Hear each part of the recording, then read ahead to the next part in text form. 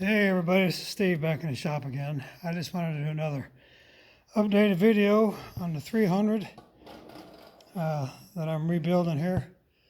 I'm not real sure. I didn't go back and look at the last video to see exactly where I stopped off, but I wanted to kind of get caught up here, let you guys see the progress.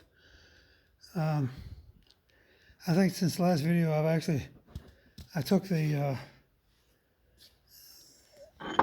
brake bull drives, what are you gonna call them, out of this tractor.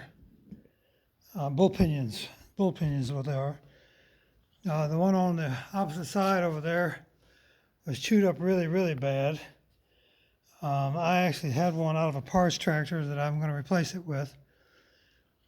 You can see there's a little bit of a flick in this one here, but I don't have another one of these to change it with, so I'm probably, no more than I'm going to use this tractor. It's probably going to live on for the next 60 something years.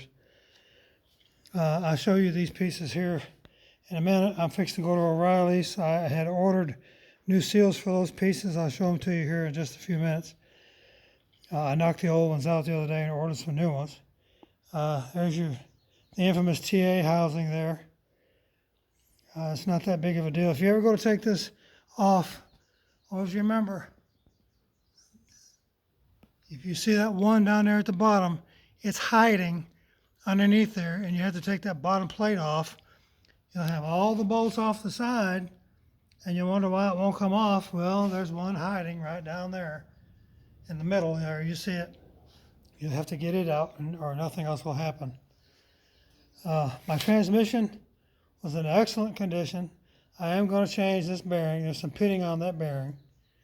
I am going to change that. I've got another bearing for that. I will be getting into removing the chunk out of here.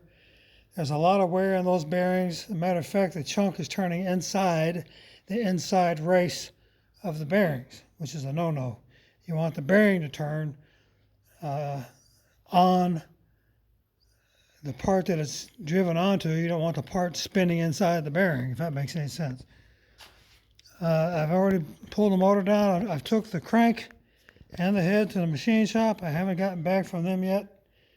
There's a pretty good little lip worn on these sleeves. I've got a puller puck, P-U-C-K, ordered.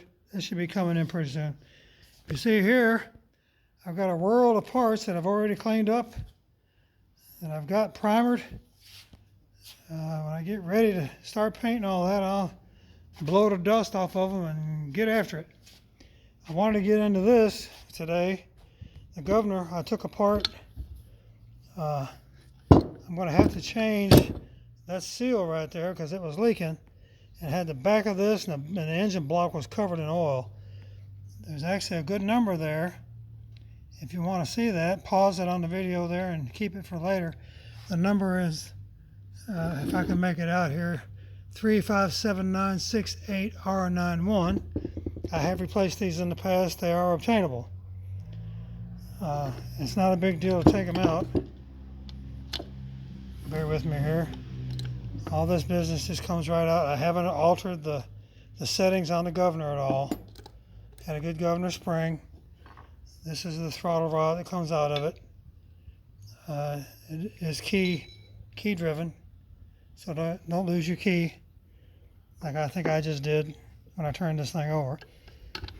One of those lessons learned. But I'll get a new seal for this one, get it cleaned up and get it all primered and get it put back together, and we'll take it from there. It's nothing to be afraid of. I mean, this just knocks right off, or the shaft will knock right out. And then this actually went in like that, your throttle rod. If you recall saying that. And this will just drive out. You can change that seal. I've got some more pieces down there to clean up on my grinder. My pump is down there. If you see the pump there, I'm going to change that seal on that pump as well. I got some more cleanup to do. I'll get started painting on this stuff. Oh, I wanted to show you these.